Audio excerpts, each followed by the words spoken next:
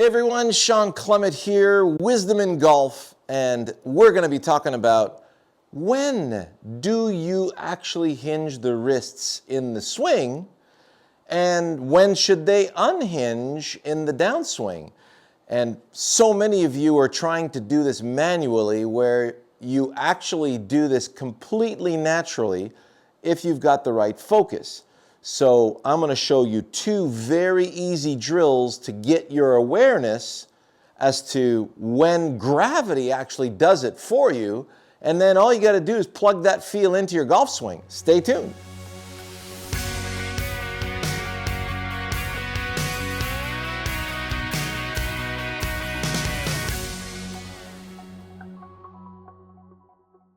So let's just reconfirm on how the wrists do hinge. If this was a fishing pole and I was going fishing, you notice it would hinge on what we call the anatomical snuff box. So if I was to cast this fishing pole very far towards you, notice it would hinge and then it would release towards you. Notice it would, just like a tennis serve, I'd have to dissipate the energy and it'll rehinge on the other side. So if this was a sword and I was slashing a sword through a bamboo shoot, you notice there's my hinge, release through the shoot, there's the rehinge, so that now I can release through that bamboo shoot on the other side. So I can be a really good guide in the jungle and be very productive with my slashing. If you have your own household hammer, you got no room in the house to swing, grab a household hammer. You understand that you're going to allow that hammer to hinge on that anatomical snuff box. You're not going to hammer efficiently this way unless it's a small nail that you want to tap in. This is where you gather your best energy. So if I'm going to hammer a nail toward the target, notice now how I'm hinging. There's my nail, and then beyond the nail, I can't hang on to it. This built up energy here on my snuff box is going to release and rehinge on the other side. Now I can hammer that way. Watch. Hammering that way, release. See how it folds and hinges out of the way? Hammer that way.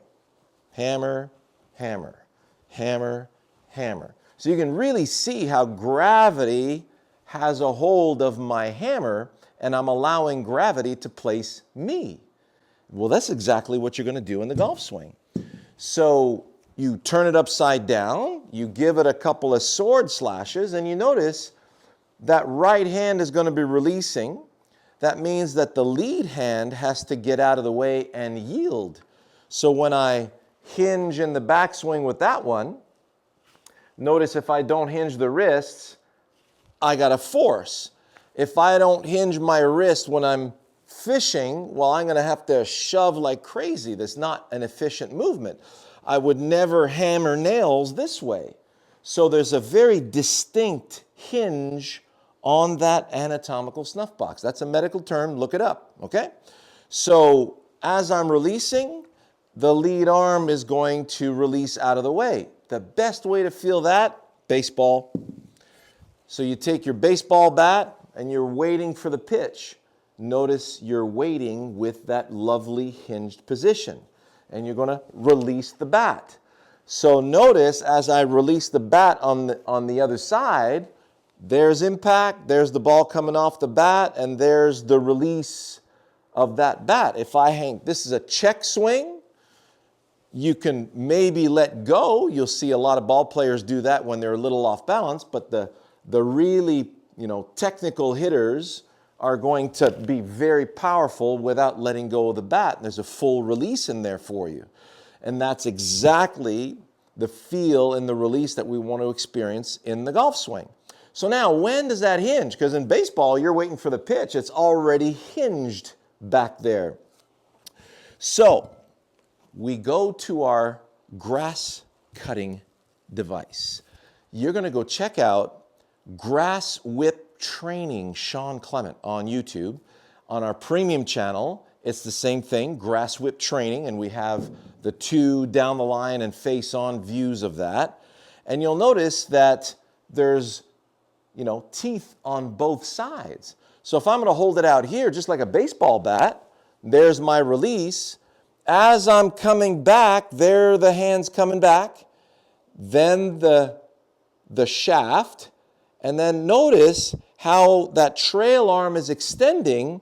As it does, it starts to square off the blade.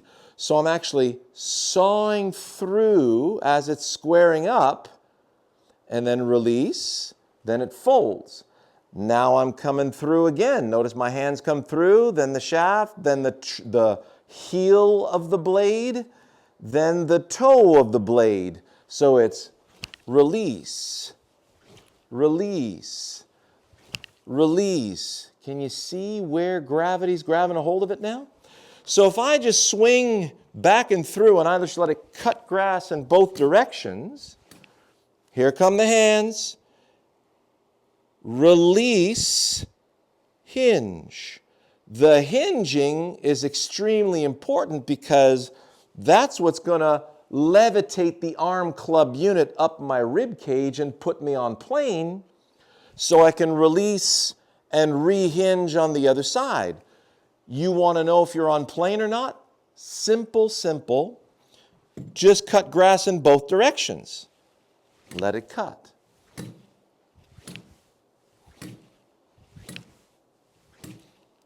So when you look at this in slow motion, you'll notice that the human anatomy is perfectly conceived to release in both directions. Whether you're releasing a tennis racket or a sword or a baseball bat or a grass whip or a golf club, it's all the same. And it's all the same in so far as the efficiency and the self-preservation of the anatomy is concerned. So if you just swing back and through without stopping and just pay attention to where gravity wants to place you. If I hold on to my trail arm way too long, well, that's going to delay my hinge. So if I go delay, some of you are trying to go wide into the backswing. You've been told that you're too narrow. You hinge too early and you're all bunched up. If you're hinging too early, you're trying to hit a golf ball. And then if you hinge too late, then you start getting pushed out of position. So I really don't recommend that you are the person consciously thinking about when you're going to hinge those wrists. That's a disaster and a sabotage in the making. None of your business. You're already Pinocchio without the strings, and you're a gravity flipping genius. So we're just going to let gravity place us. Release, release, release, release. From the follow through, release into the backswing. You'll feel the right hand release under the left hand for a right-handed player right about here at 4 o'clock. If 6 o'clock is the bottom of the clock and 12 o'clock is over your head, we're looking at 8 o'clock on this side, 4 o'clock on this side. So notice release and rehinge so that you're able to slow down the swing without hurting yourself. So release, hinge, release, hinge, release, release. Release, release, release. Release, release, release, release, release.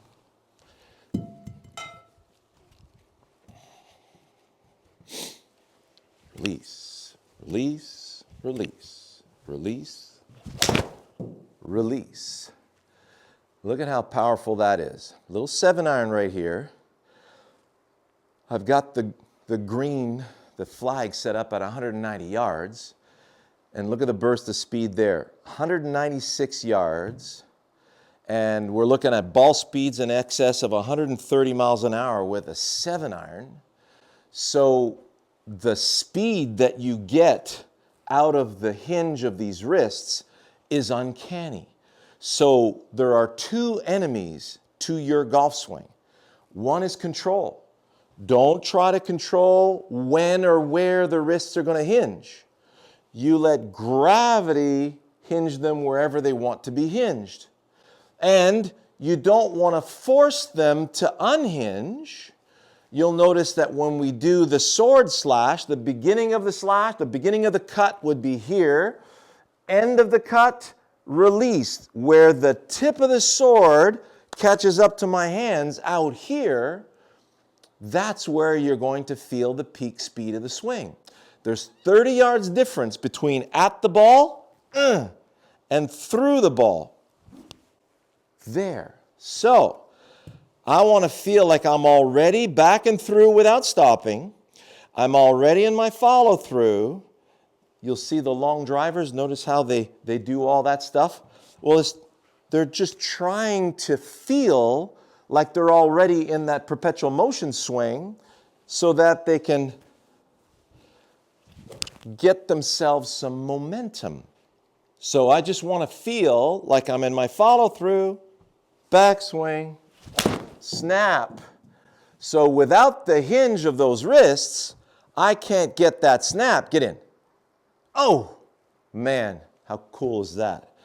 So when you let gravity place the club wherever it wants to be placed, you get accuracy and power. Now, stay with me. I got one more drill to show you. And for many of you, it's going to be an absolute savior to your swing technique, okay? So stay with me. Now, if you like what you hear so far, please subscribe to the channel. So many of you have been watching my videos and you haven't subscribed yet. Please do that. It helps me out tremendously. Give us a like, give us a comment at the bottom or a question if you have one. And ring that notification bell so that you don't miss any of our future videos. Now, the other drill I was telling you about is the super slow, super relaxed, super wide backswing, okay? Check it out. I always have an intermediate point to help me find my direction.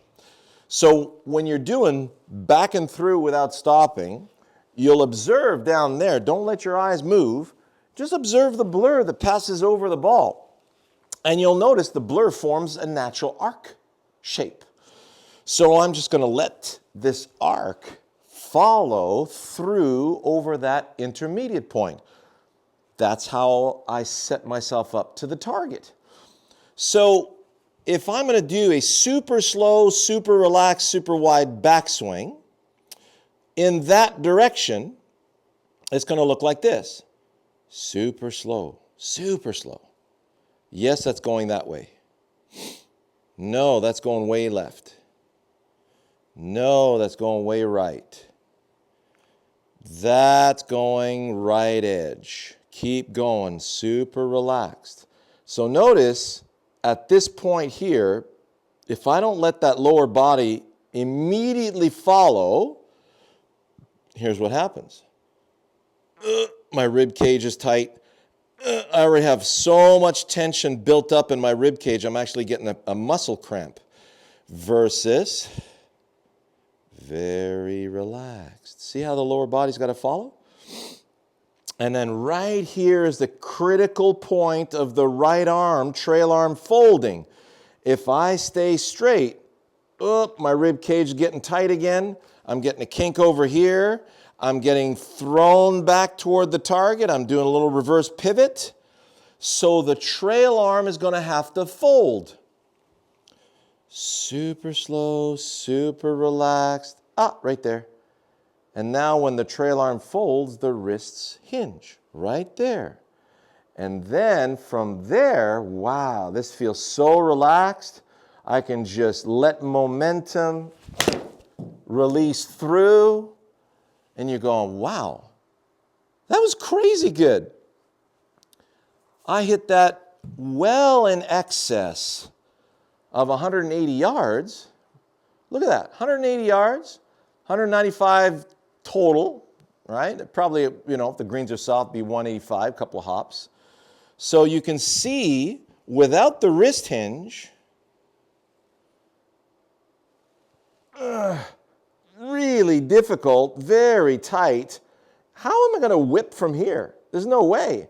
And now if I keep going, I'm getting out of position, and you're not aware of that because you're trying to do something with your wrists over here, and you're not aware that you're getting completely unplugged from your golf shot.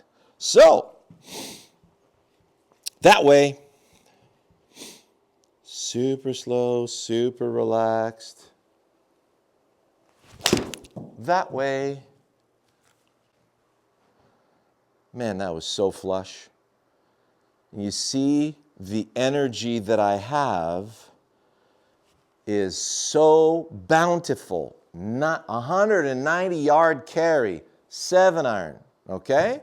And that's 57 years old. I'm in my 58th year.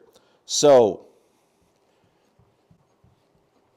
I feel the weight of my arm club unit. I see the direction I want to go in. I go super relaxed. And even then, look at that. Still on the green. You got to love it. You know, when the guys on tour let go of the club and they go, oh, that was terrible. And then, hey, I'm only 25 feet to the right of my target right there. So, I hope you enjoyed that as much as I did. That was so much fun to perform. It's so easy. And when you really allow gravity to place you and you're just along for the ride and you're just feeling where gravity wants to place you, things get really simple, very easy. As long as you've got a nice direction that you're going to release into. For those of you who are on our premium channel and you're struggling to keep the ball in play, it's kind of leaking to the right on you, you want to check the important grip update to make sure that face is closed enough and that you've got the feel of that release. So look at all the release videos, the lead hand release, the trail hand release, the release fine tuning, the snap release polish, and then the turbocharging of the lead hand and trail hand release so that because once you feel how gravity releases your club, you can now tune in with the legs and have incredibly responsive ground forces that are going to turbocharge this phenomena, okay? It all goes super well together. So stay with us. See you next week.